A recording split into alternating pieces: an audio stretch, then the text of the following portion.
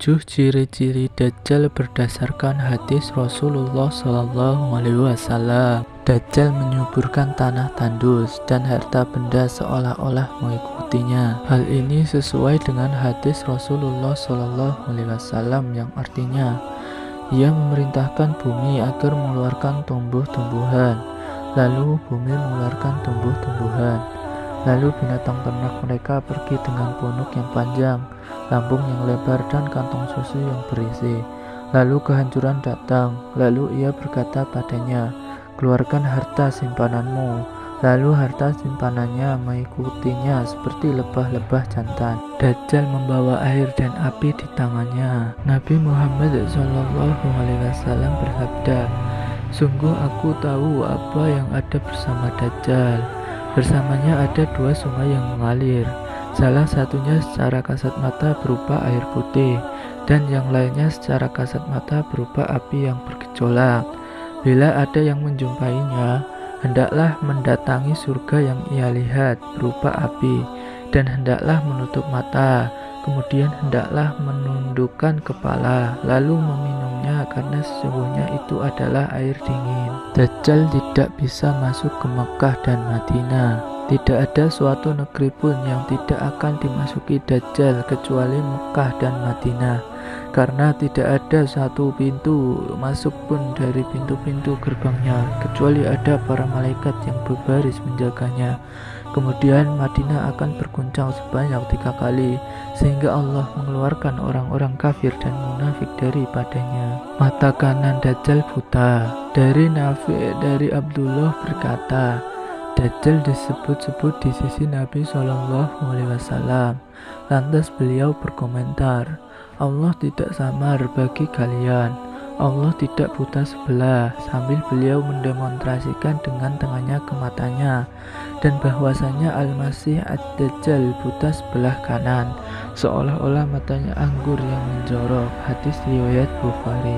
Dajjal mampu menghidupkan kembali orang yang sudah mati. Nabi Muhammad SAW meriwayatkan, Dajjal datang dan diharamkan masuk jalan Madinah. Lantas ia singgah di lokasi yang tak ada tumbuhan dekat Madinah. Kemudian ada seseorang yang mendatanginya, yang ia adalah sebaik-baik manusia atau di antara manusia terbaik. Dia berkata, saya bersaksi bahwa engkau adalah Dajjal yang Rasulullah SAW telah ceritakan kepada kami. Kemudian Dajjal mengatakan, apa pendapat kalian jika aku membunuh orang ini, lantas aku menghidupkannya? Apakah kalian masih ragu terhadap perkara ini? Mereka menjawab, tidak.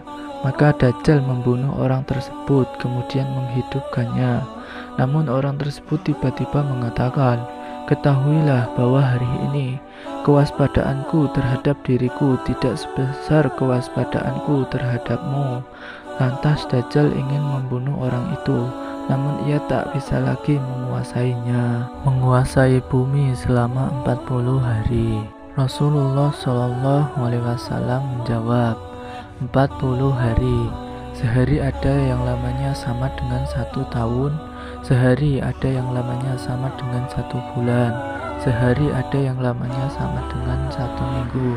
Sedangkan hari-hari lainnya sama dengan hari-hari kalian sekarang ini. Sosoknya menyerupai pemuda berambut keriting dan bermata 1.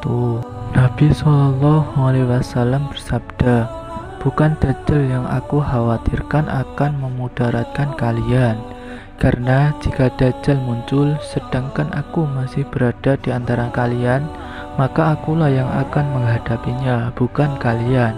Jika dia muncul sedangkan saya tidak lagi berada di antara kalian, maka setiap orang muslim wajib membela dirinya, dan Allah lah yang menjaga setiap orang muslim sepeninggalanku. Sesungguhnya Dajjal adalah seorang yang berusia muda, berambut keriting dengan bola mata yang menonjol. Dan sesungguhnya pasukan berkudanya memenuhi kawasan antara negeri Syam dan Irak, lalu menyebar ke segala penjuru. Hai hamba-hamba Allah, berpendirian teguhlah kalian. Hadis riwayat Ibnu Majah.